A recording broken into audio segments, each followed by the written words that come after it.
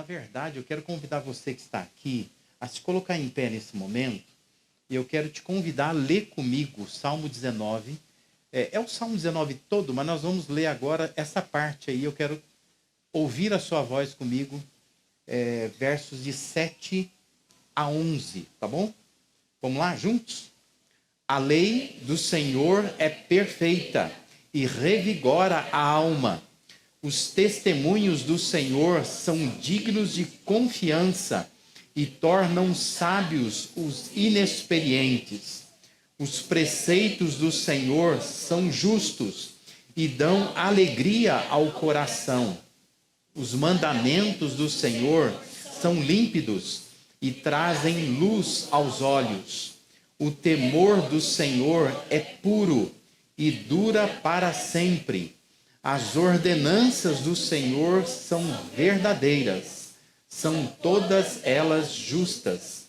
São mais desejáveis do que o ouro, do que muito ouro puro.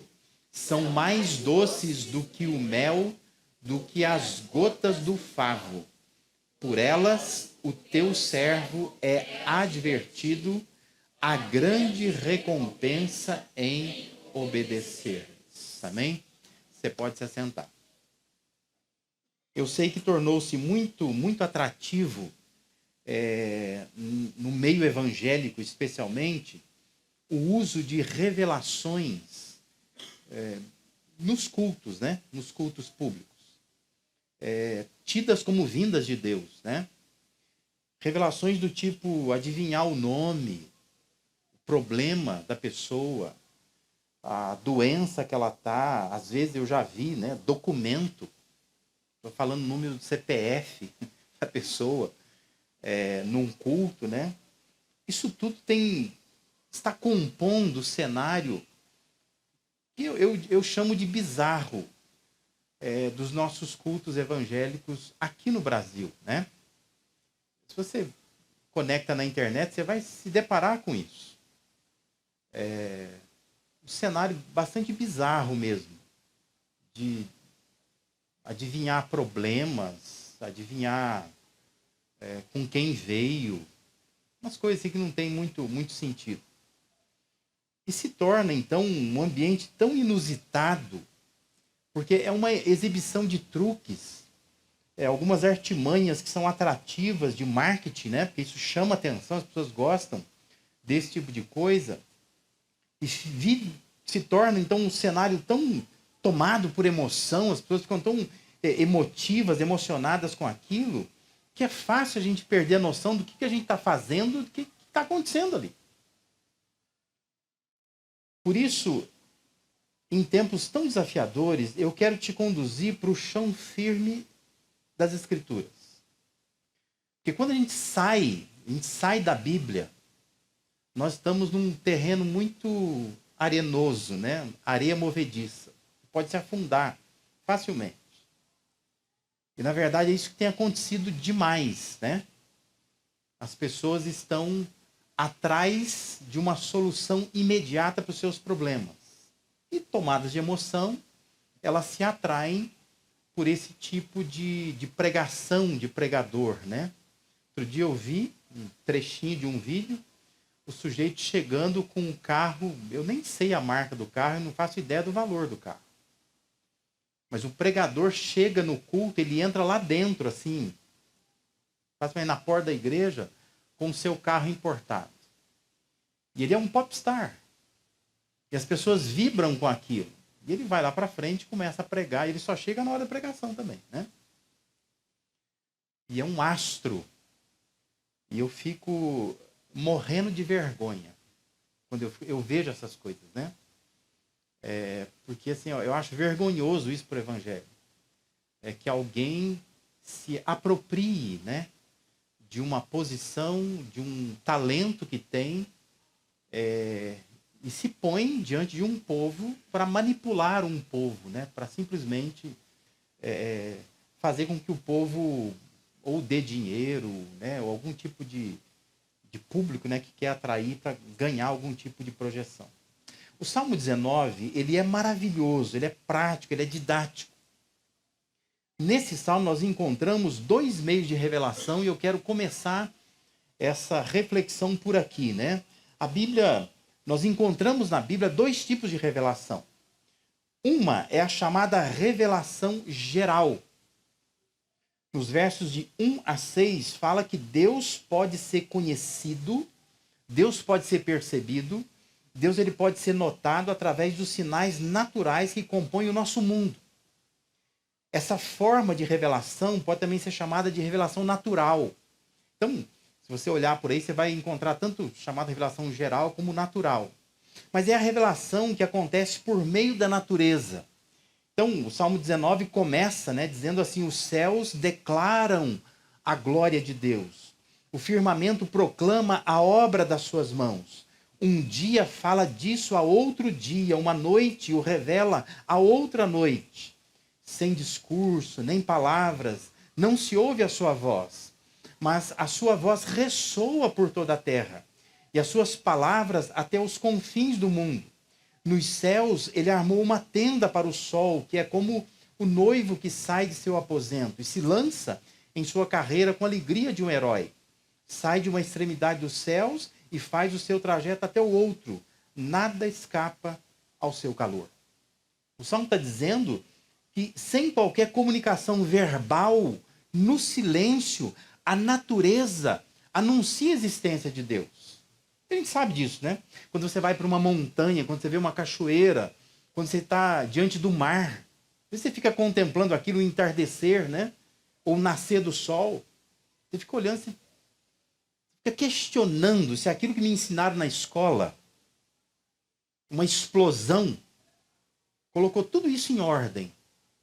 Tão bonito, tão com uma definição de cores, uma variedade de cores. Bacana quando você viaja, você começa a ver aquelas montanhas assim, né? Você fica olhando, tem verde, verde, verde, um monte de tons de verde. E lá no meio, assim, às vezes tem uma árvore com flores, cores diferentes de flores. E todos nós, quando nós estamos diante de um cenário, a gente diz assim: me sinto mais perto de Deus. É comum a gente ouvir esse tipo de frase. E o Salmo está dizendo isto, que os céus declaram a glória de Deus. Então, quando nós olhamos para tudo que está criado, para a natureza, nós contemplamos a glória de Deus. Diferente de você olhar para um edifício, né? Você pode admirar uma obra do Oscar Niemeyer, por exemplo, em Brasília. Você vai lá e fica olhando, que bonito isso. Mas não é a mesma coisa, não é a mesma sensação. É diferente da sensação quando você está diante do mar, de uma montanha, de uma cachoeira, de uma obra natural. Até do jardim da sua casa, né? Do gramadinho da sua casa. Mas você olha aquilo e fala, isso me faz bem, uma árvore que cresceu lá. Você olha e diz, que bonito isso, né? Um pasto com bois, com vacas, com ovelhas. É bonito, essa criação de Deus é uma coisa bonita. Você vai no zoológico, fica vendo animais, as cores desses animais. Você tem uma sensação diferente. Existe um Criador por trás disso. E o Salmo está dizendo que, sem qualquer comunicação verbal, no silêncio, a natureza está dizendo isso. Está proclamando, dizendo, olha, Deus existe. Impossível não ter um organizador por trás de tudo isso para colocar as coisas tão bem colocadas como elas estão.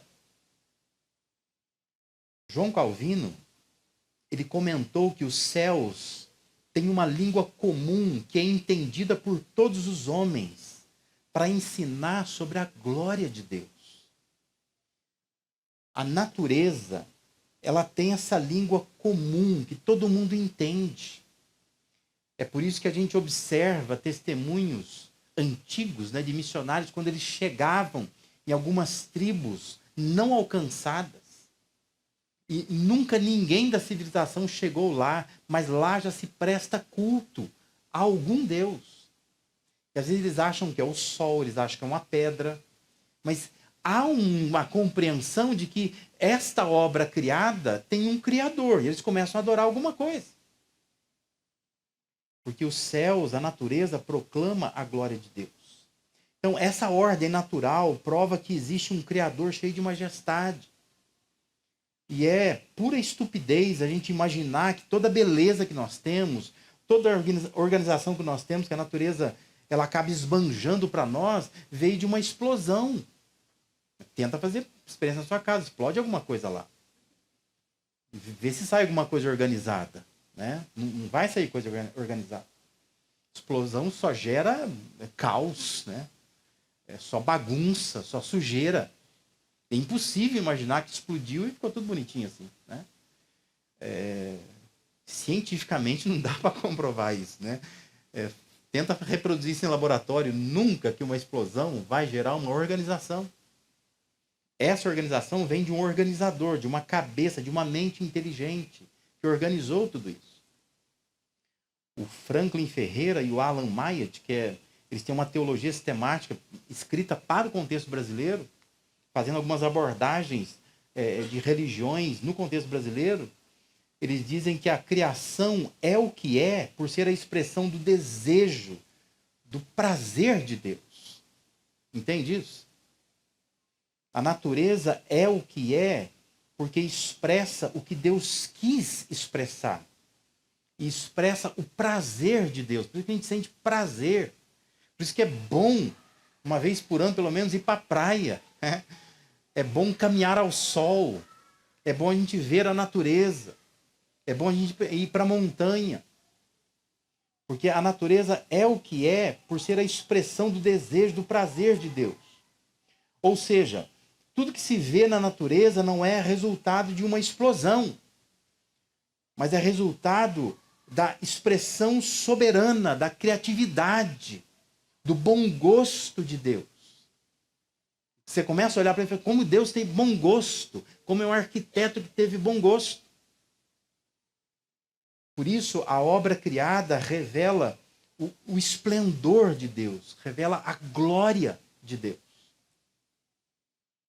Por isso, a motivação para a gente admirar e para a gente preservar tudo o que está na natureza, não é porque a natureza é um Deus, ou porque Deus esteja na natureza, mas porque a natureza é de Deus e pertence a Deus. Não confunda isso. Não é que a árvore é um Deus, ou que Deus esteja na árvore, mas é que aquela árvore foi Deus quem criou e pertence a Ele. É dele. E por isso ela nos lembra Ele. É como quando você perde alguém muito querido. E você preserva uma roupa, um cheiro daquela pessoa que você perdeu. Você sabe que a pessoa não está ali. Mas você sabe que aquilo foi da pessoa. Pertenceu à pessoa. Portanto, você consegue se aproximar daquele objeto e lembrar daquela pessoa. A natureza proclama a glória de Deus, revela esse esplendor de Deus. E é por isso que Paulo, escrevendo aos Romanos, capítulo 1, versículo 20, ele diz assim, desde a criação do mundo, os atributos invisíveis de Deus, seu eterno poder e sua natureza divina, têm sido vistos claramente, sendo compreendidos por meio das coisas criadas, de forma que tais homens são indesculpáveis. O ser humano não tem desculpa para dizer assim, olha, eu não achava que Deus existia. Deus existe porque você está vendo a natureza. É óbvio. Existe um Criador.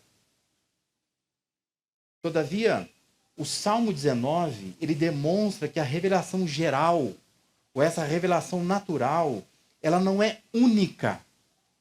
E ela não é suficiente para levar o homem à salvação. Por isso que o Salmo segue apresentando uma forma mais específica de revelação divina. Por isso que não dá para você pensar assim, estou com um amigo meu que está meio perdido, eu vou levar ele numa cachoeira. E aí ele volta de lá salvo. Não, ele não vai voltar salvo. Ele pode ir para a cachoeira e pensar assim, puxa vida, estou começando a pensar que Deus existe mesmo.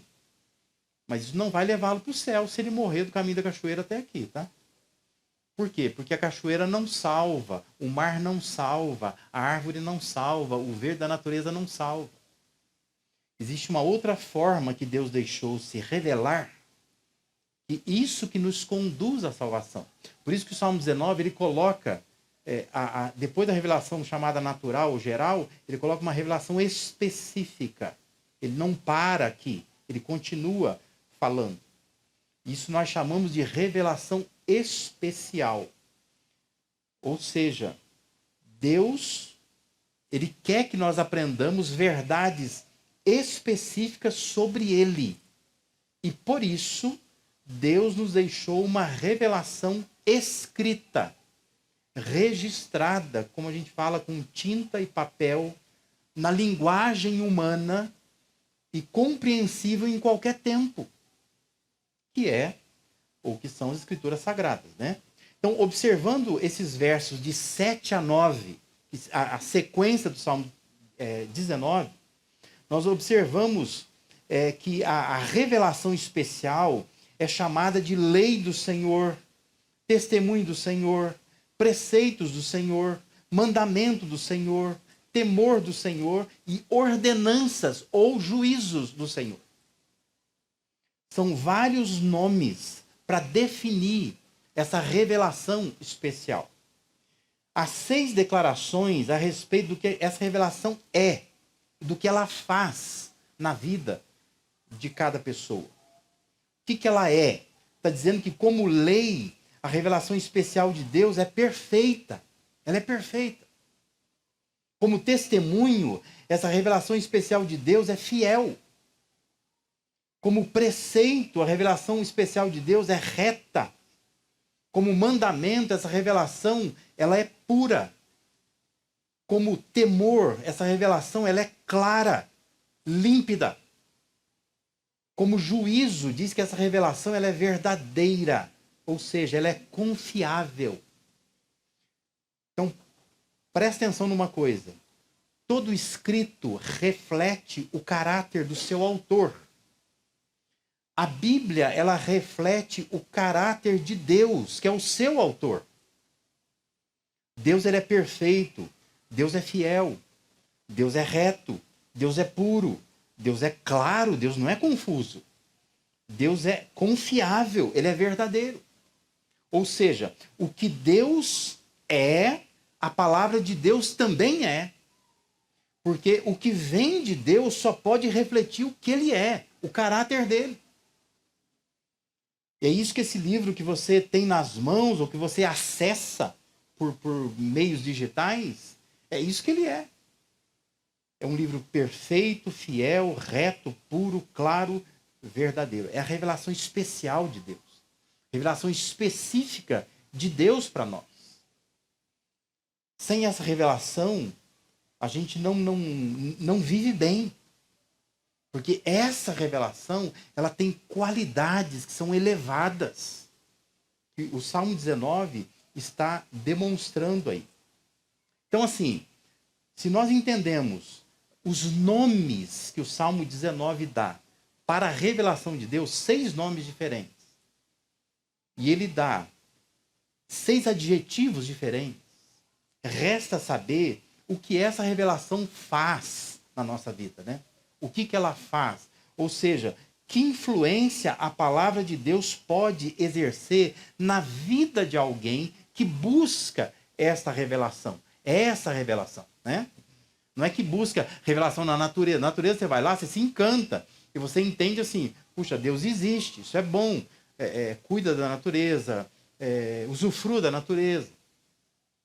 Mas a natureza não é suficiente. E também não é para a gente ficar buscando em lugares por aí onde é que tem uma revelação diferente. Mas o que nós estamos entendendo nós precisamos ir na palavra de Deus, revelação específica de Deus para nós, e permitir que essa palavra nos influencie. Porque aí nós vamos estar saciados e não precisamos buscar coisas em outro lugar.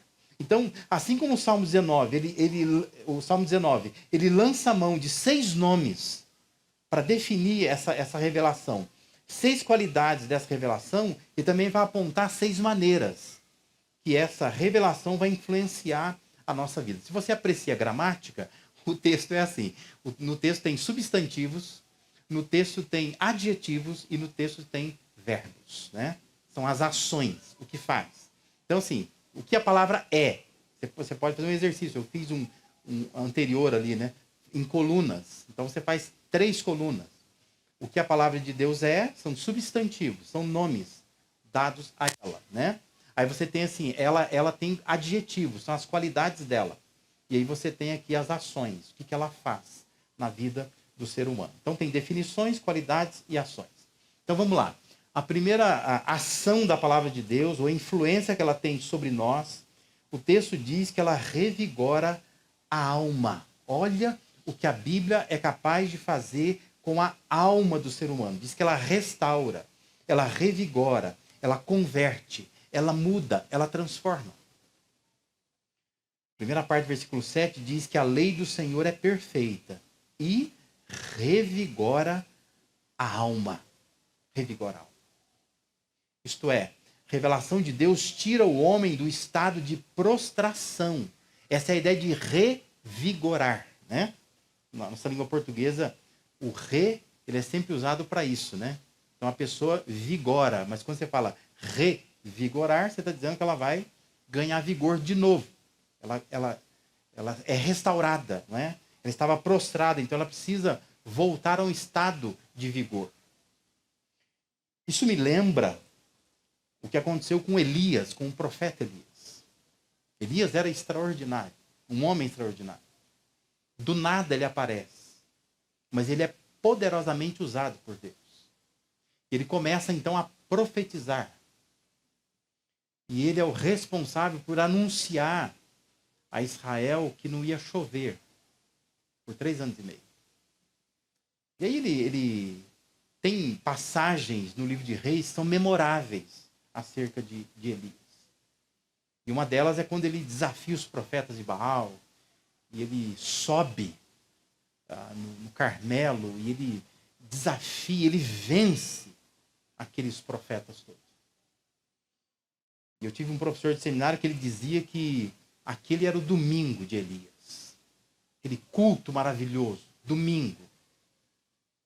Venceu, conseguiu fazer Deus se revelar ao povo ali de uma forma espantosa, extraordinária.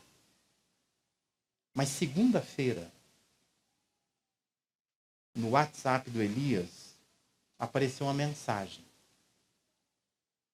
E a mensagem era da mulher do Acabe, a Jezabel.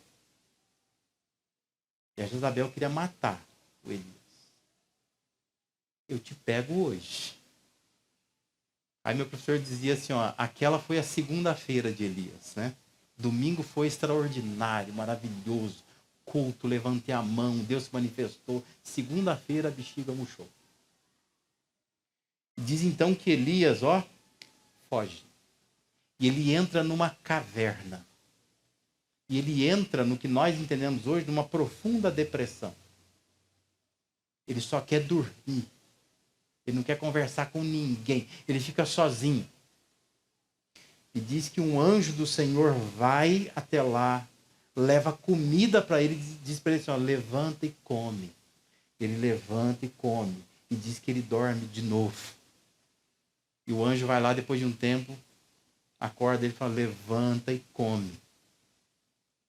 E lá em 1 Reis 19, tem essa bonita passagem que vai dizer que depois que ele come essa comida, o texto vai dizer assim, ó, fortalecido com aquela comida, ele viajou 40 dias e 40 noites até que chegou a Horebe, o monte de Deus. Ou seja, Deus se apresentou para Elias e revigorou a sua alma. O fez sair do estado de prostração para se aproximar, para chegar até o monte de Deus. Entenda uma coisa, a perfeição da palavra traz vigor. É isso que o Salmo 19 está dizendo. A semelhança do que a comida que Deus deu a Elias fez, a palavra de Deus nos leva até a presença de Deus. E por isso que revigora a nossa alma. Nós saímos do estado de prostração. Porque a palavra, ela ajuda a pessoa a canalizar de forma adequada o seu potencial. Elias era um potencial, um homem extraordinário. E ele pega todo o potencial e enfia dentro de uma caverna e fica dormindo lá. Deus diz, não, você não pode. Eu tenho que revigorar você. É a palavra de Deus que faz isso, o Salmo está dizendo. A palavra de Deus, a lei do Senhor é perfeita. Ela revigora a alma. Alimento para nós, nos tira do estado de prostração. E dá vigor à nossa alma. Em segundo lugar, o texto vai dizer que essa palavra, essa revelação de Deus, ela renova a mente. Versículo 7, segunda parte, diz assim, os testemunhos do Senhor são dignos de confiança e tornam sábios os inexperientes. Isto é, essa revelação específica de Deus, ela dá sabedoria, ela torna a pessoa sábia. Nos habilita com maior sabedoria, ela traz equilíbrio às nossas vidas. Lembra do que Paulo escreveu lá em Romanos 12, 2? Paulo diz, não se amoldem ao padrão deste mundo, mas transformem-se pela renovação da sua mente, para que sejam capazes de experimentar e comprovar a boa, agradável, perfeita vontade de Deus. Nós precisamos ter a mente renovada. E a palavra de Deus, o Salmo está dizendo, os testemunhos do Senhor são dignos de confiança, tornam a pessoa que é inexperiente, ela se torna sábia com a palavra de Deus. Jesus disse aos seus discípulos, eu os estou enviando como ovelhas entre lobos, portanto, sejam prudentes como as serpentes e simples como as pombas. Talvez a nossa tendência como cristãos é nós sermos muito mais simples como as pombas. Nós não somos prudentes como as serpentes. Ficamos muito vulneráveis. Mas a palavra de Deus, ela dá sabedoria, prudência, ela traz esse equilíbrio que nós precisamos. A revelação de Deus tira o homem do estado de ignorância. Ele deixa de ser ignorante. Agora ele é sábio. Ele fica esperto. Ele tem a palavra de Deus. Lembra de Jesus na tentação? O diabo chega e diz assim, olha, se é filho de Deus, pede que essas pedras se transformem em pães. Jesus é esperto, né? Sábio. Por quê? Porque ele tem a palavra de Deus. A palavra de Deus não fala isso não. Não só de pão viverá o homem. Toda palavra que procede da boca de Deus. O diabo também é esperto, né? Ele fica lá falando, se é Deus, a palavra de Deus que você está dizendo aí diz também que Deus dá ordens aos anjos e sustenta a gente. Então se joga daqui de cima. Os anjos vão te socorrer. Jesus é esperto, sábio, tem a palavra de Deus. Eu falei, não, mas a palavra não está dizendo isso, né? Tem um outro texto também que diz que nós não podemos tentar o nosso Senhor. Nós precisamos confiar, porque a exegese do diabo estava errada, né? A hermenêutica estava errada, né? O texto não quer dizer aquilo, né? O texto está dizendo assim, se você estiver andando no caminho, você tropeçar, o anjo te segura. Mas não é para se jogar de um prédio de 10, 20 andares e achar que Deus é obrigado a te salvar. Ou seja, a palavra de Deus nos dá essa esperteza, essa sabedoria. Renova a nossa mente. A fidelidade da palavra tira o homem da insensatez. Literalmente põe a cabeça do homem no lugar. Por isso nós precisamos dessa palavra. Por isso Jesus disse, nós erramos quando nós não conhecemos as Escrituras no poder de Deus. É errado não conhecer. Ter tanto acesso, a gente ter tanta possibilidade como a gente tem hoje, liberdade que nós temos de ter Bíblia, de ler Bíblia, e não fazermos isso. Porque essa palavra, ela renova a nossa mente. O texto prossegue dizendo que esta revelação especial de Deus, ela reanima o coração. O verso 8, primeira parte, diz assim, os preceitos do Senhor são justos, dão alegria ao coração. Se você permitir que essa retidão da palavra exerça influência sobre a sua vida, isso vai alegrar o seu coração. Vai reanimar o seu coração. Quando Davi pecou, Davi orou assim, restitui-me a alegria da tua salvação e sustenta-me com um espírito voluntário. Ou seja, Davi tinha perdido a alegria porque a retidão da palavra não estava fazendo influência sobre a vida dele. E por isso ele pede para Deus: Deus, eu preciso sentir alegria de novo. Porque é a palavra que me dá alegria. Então eu obedeço a palavra, sinto alegria. Ela alegra o meu coração. Isso nos lembra aquele momento do livro de Atos, né, capítulo 8, quando diz que são ordenados ali, né, alguns líderes na igreja primitiva. E aí o texto se ocupa em pegar alguns exemplos. No caso, Estevão e do Filipe também, para mostrar assim, que esses homens eram cheios do Espírito Santo.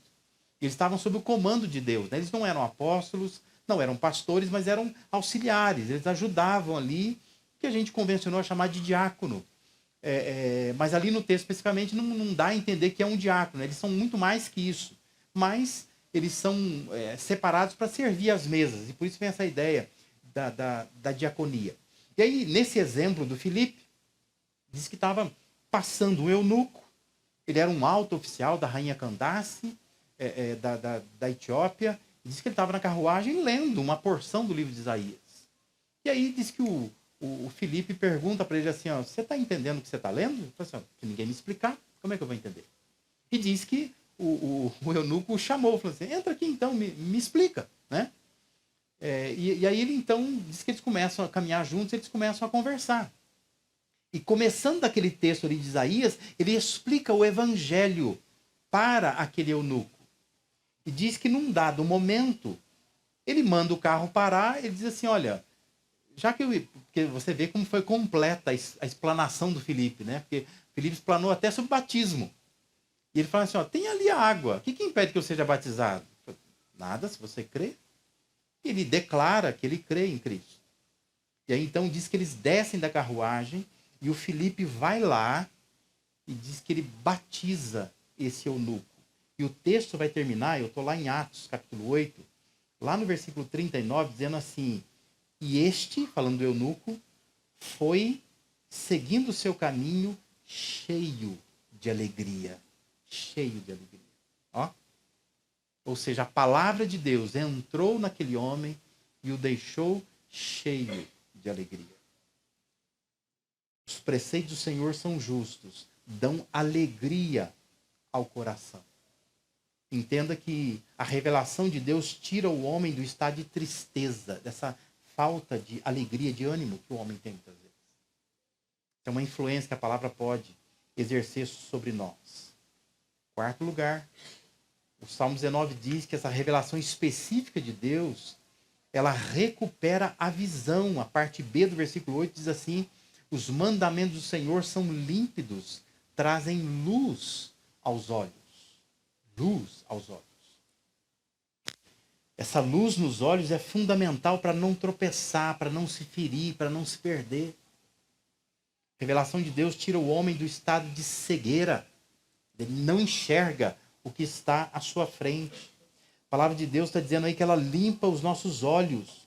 Isso porque ela é pura, ela é límpida, como diz algumas versões.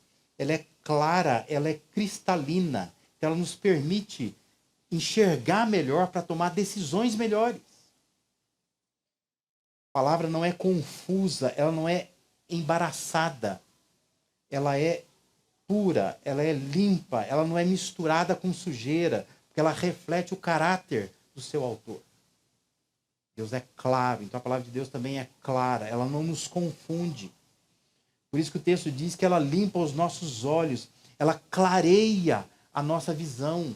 Nós vamos tomar decisões muito mais sábias se nós estivermos firmados na palavra de Deus. Porque essa revelação específica de Deus, ela clareia a nossa visão. A cachoeira, a árvore, o mar, enche o seu coração de uma paz, de uma alegria, de uma sensação de que, olha, estou diante da glória de Deus. Mas isso não ilumina os teus olhos. O que ilumina os teus olhos é a revelação específica de Deus. É isso que recupera a sua visão. É o que te tira do estado de cegueira e te faz enxergar. É a pureza da palavra trazendo luz aos nossos olhos. Também diz que esta revelação específica de Deus, ela reforça a confiança. Versículo 9, a primeira parte diz: o temor do Senhor é puro e dura para sempre. A revelação de Deus proporciona segurança, nos coloca em contato com algo durável, algo que não vence com o passar do tempo. Não tem assim na Bíblia um prazo de validade. Não há nenhum texto na Bíblia dizendo assim, ó, válido até... Que hoje é assim, né? Outro dia eu fui buscar água. E assim, imagino que você, pecador, limitado como eu, você faz também como eu, né? Ao invés de você ficar comprando aqui galão de água, você descobre que tem algum lugar, algum supermercado Pague Menos da vida, tem lá um posto que fornece água. Então eu tenho galões e eu vou lá buscar água. Eu estava lá enchendo galão de água, de repente eu olhei no galão, descobri que o galão está vencido há uns 2 anos. Eu nem sabia que o galão vencia, né? Tá, pode ser que a água dentro dele vencia, mas o galão também vence, ele tem vencimento, né? Fiquei pensando, puxa vida, está na hora de comprar um novo galão, porque esse galão está vencido, né? Mas é curioso que na Bíblia você nunca vai encontrar algo assim. Não vai ter um prazo de validade dizendo assim, olha, isso aqui não está valendo mais. Você vai dizer assim, mas não tem coisas na Bíblia que são específicas para o povo de Israel? Sim, tem. Só que ainda assim o prazo de validade não vence. Sabe por quê? Porque na hermenêutica nós dizemos, ou na exegese, tem aquilo que a gente chama de princípio, que é um princípio lá, para aquele tempo lá. Mas junto com esse princípio que é de lá, que é muito específico para lá, existe um princípio eterno, que perpassa qualquer cultura, qualquer tempo, você extrai de lá, né? A título de exemplo, sei que depois quem vê na internet vai comentar lá embaixo me criticar, porque tem igreja que usa até hoje, mas, por exemplo, 1 Coríntios capítulo 11, diz que a mulher tem que usar véu na cabeça. Então, assim, eu entendo que existe um princípio específico ali para a igreja em Corinto, tanto é que só Corinto recebe essa instrução. Porém, existe um princípio eterno, a mulher se submeter a Deus e ao seu marido. Isso, qualquer cultura deve ser assim. Então, assim, a palavra de Deus não tem prazo de validade. Dura para sempre. Sempre ela vai durar. Interessante que mais adiante, Davi ele vai compará-la ao ouro depurado, puro. Essa é a comparação, né? O temor do Senhor é puro. Não tem nada misturado nesta palavra, nessa revelação de Deus. E por isso a sua validade, durabilidade são longas, né? Dura muito, dura muito. Você, mulher, se você tem uma pulseirinha de ouro, ela nunca vai acabar, porque é ouro. Agora, se você tem uma semijoia, uma bijuteria, né? Isso vai acabar. Porque são outros metais que não são tão duráveis assim.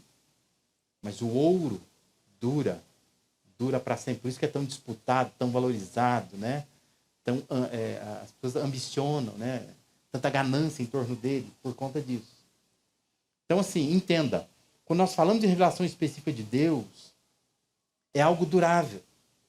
E por ser algo durável, reforça a nossa confiança. Eu não preciso ficar preocupado. Imaginou se você tivesse coisas na sua casa que você não precisa ficar preocupado com isso. Vai durar. Vai durar. Semana passada queimou minha TV por causa de um raio. Eu queria ter uma TV que nunca, raio nenhum queimasse. É caro consertar esse troço, né? Imaginou se você tivesse um carro. Esse carro vai durar, ele nunca vai quebrar. Nada, não precisa trocar. É um carro que vai se renovando de dia em dia, sabe assim? Seria legal, não seria? Você chegar na garagem e falar, nossa, mudou a cor. Que a moda vai mudar, mudou a cor, mudou o modelinho de fora, mas aquele carro que eu comprei, ele dura para sempre. Não seria bacana? Mas tudo que nós temos e utilizamos não dura. Tem validade. Até nós temos validade, né? Você vai percebendo que você já não tem aquela memória que você tinha, aquele vigor que você tinha, aquele apetite que você tinha. Tudo vai mudando. O sono que você tinha, você não tem mais. Você vai perdendo as coisas. Porque o seu prazo de validade está vencendo. Entendeu? Você está decaindo. Agora, diz que a palavra de Deus dura para sempre. Ou seja, não é preciso fazer qualquer tipo de manutenção, qualquer tipo de atualização, de reparos nessa revelação específica de Deus. Não precisa. Não é necessário. Porque o temor do Senhor é puro. Ele dura para sempre. Jesus disse em Marcos 13:31, está registrado lá: o céu e a terra passarão, mas as minhas palavras jamais passarão. Elas duram para sempre. Elas têm validade eterna. E nós não precisamos nos preocupar com isso. Por isso que é bobagem você ficar imaginando assim, precisaria mudar alguma coisa para a gente poder ganhar mais gente. Não precisa mudar nada. É só ficar na palavra de Deus. Porque ela dura para sempre. O efeito que ela teve lá atrás, ela tem hoje. Basta ser fiel a ela e entender que essa revelação específica de Deus, o temor de Deus é puro, dura para sempre. E por fim, o Salmo 19 diz que essa revelação específica de Deus, ela reduz a insegurança. A última parte do versículo 9 diz: as ordenanças do Senhor são verdadeiras, são todas elas justas. As versões dizem assim: os juízos de Deus são verdadeiros, são todos justos. Os juízos de Deus estabelecidos por sua revelação especial são confiáveis. Por isso nós podemos caminhar seguros, podemos confiar que tudo se cumprirá, não há o que temer.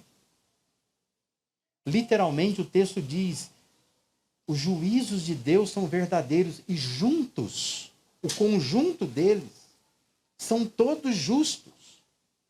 Isso é um conjunto, é um kit que reduz a insegurança do mundo. Há um Deus de justiça nos céus, cuidando de tudo. É isso que o texto está dizendo. Por isso nós podemos ficar seguros. Por isso que a palavra de Deus, a revelação específica de Deus, reduz insegurança. Vai ficar seguro. Está tudo escritinho lá, bonitinho. Isso vai se cumprir. Porque essa palavra, ela é confiável. Ela é confiável. A questão é, o que isso tudo pode mudar na sua vida? Olha para essa lista. Essa lista de coisas, de ações, que o Salmo 19 está dizendo, que essa revelação específica de Deus pode fazer sobre nós, pode incidir sobre nós. A pergunta é, o que isso está mudando na sua vida? O que isso vai mudar na sua vida? Talvez isso deveria mudar a quantidade de vezes que você procura ler a Bíblia.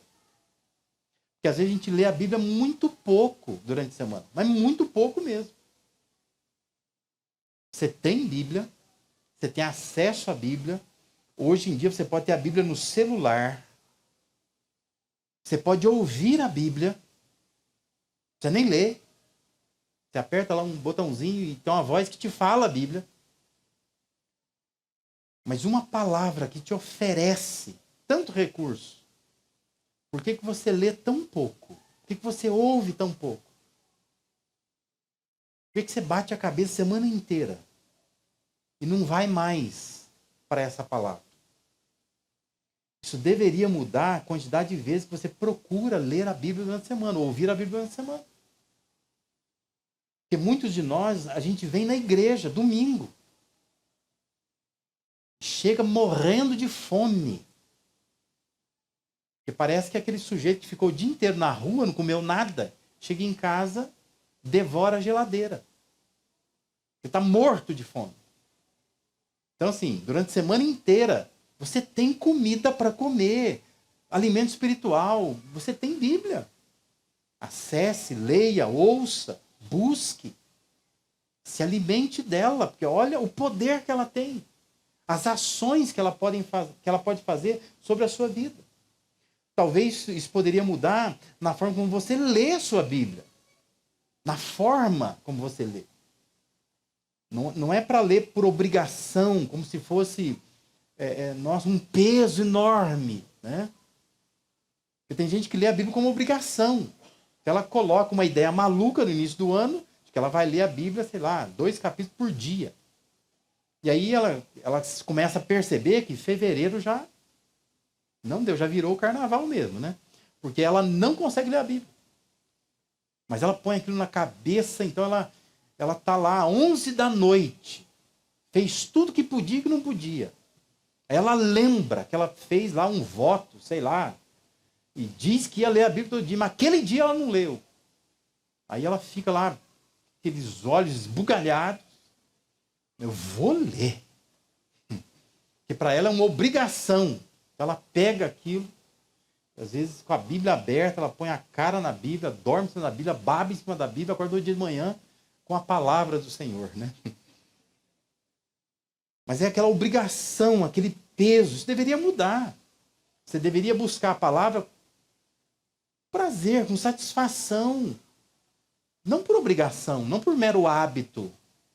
Mas eu preciso dela, eu quero essa palavra, porque olha o que ela me oferece. Por que eu estou desprezando um recurso desse? Talvez deveria mudar a sua frequência na igreja. Por que você vem tão pouco na igreja? Né? Porque assim, se a igreja é um lugar que oferece a palavra de Deus, por que você não vem? Por que você vem tão pouco? Porque às vezes a impressão que eu tenho como pastor é que você acha errado vir na igreja todo domingo. A pessoa acha errado. Então, assim, eu venho domingo, peraí. Fui domingo passado? Fui. Não. Então, esse domingo eu já não vou. Porque é errado. Aí no outro domingo ela vai. Né? Ou tem gente que é assim, falta 2. Falta 2. Né? Não sei que regra que é essa que inventou. Uma igreja tão leve, né, com tão poucas programações. Tem um culto domingo, à noite, na semana. Eu fico contando, não, eu fui domingo passado? Fui. Então isso eu já não vou. Melhor não, né? Porque é muita coisa. Vai que dá um revertério, né?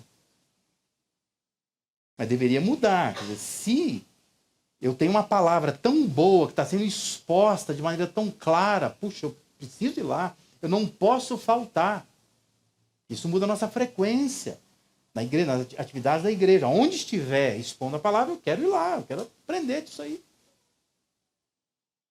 Talvez na sua postura diante de uma aula, de um sermão, a postura deveria mudar.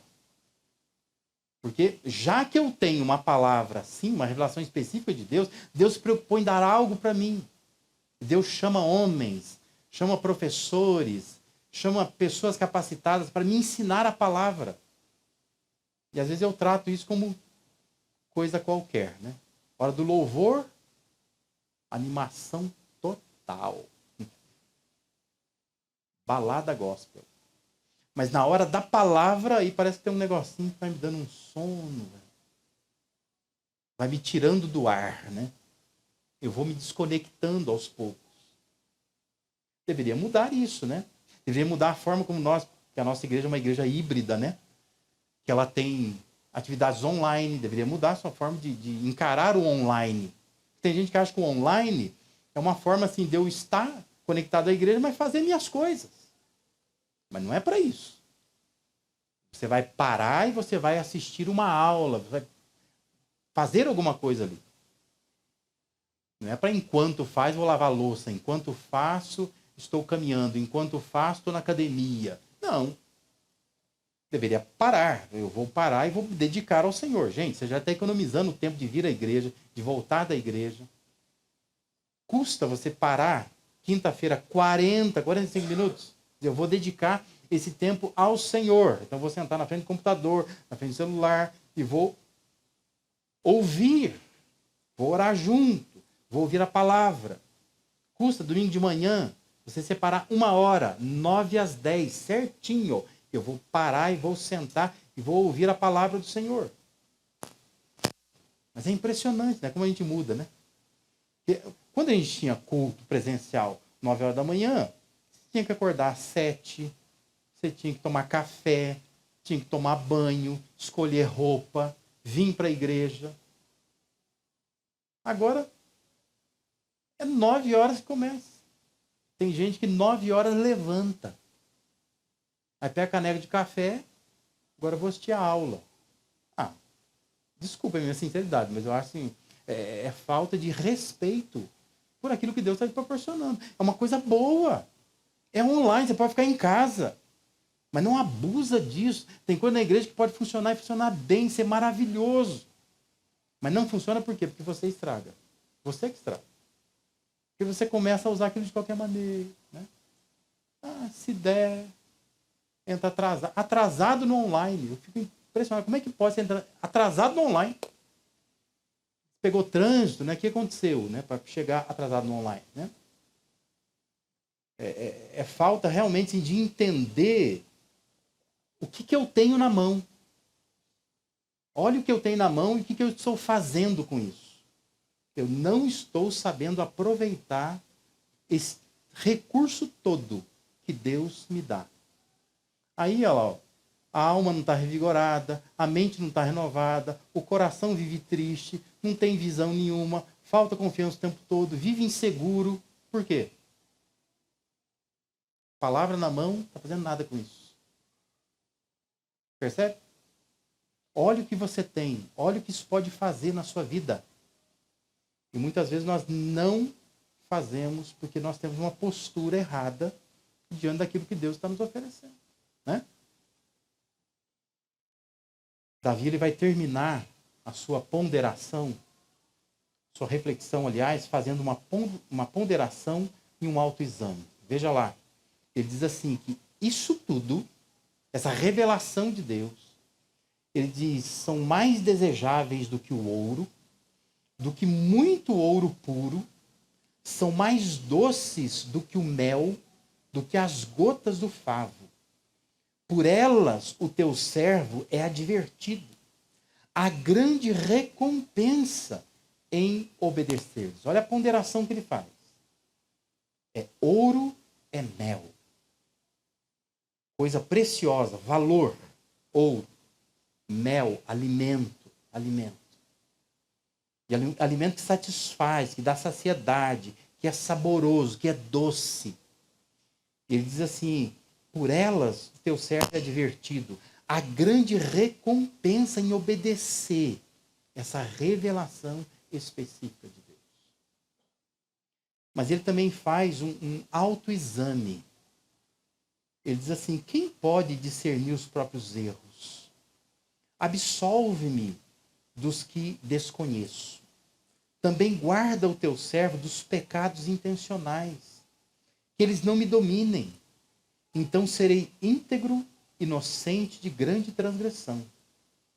Aí diz assim, que as palavras da minha boca, a meditação do meu coração, sejam agradáveis a ti, Senhor, minha rocha, meu resgatador. Que saibamos lidar bem com as revelações de Deus. Deus está se revelando a nós. Você não precisa procurar por aí atrás de quem está adivinhando o seu CPF. Até porque na internet eu descubro isso, né? Não é difícil achar o CPF de alguém hoje em dia, RG, esse tipo de coisa. Mas ao invés de ficar correndo por aí atrás de grandes revelações, usufrua da revelação que Deus dá. Existe uma revelação natural, geral. Natureza esbanja Deus, né? Você olha para a natureza, Deus está lá, mas é a glória de Deus. A salvação, a cura, a transformação, a conversão está na palavra de Deus, na revelação especial de Deus, que nos fornece tanta coisa boa. E nós precisamos lidar bem com essas revelações, para que Deus possa nos ajudar, para que ela nos influencie, nos transforme e abençoe pessoas que estão lá fora tão carentes dessa palavra. Amém?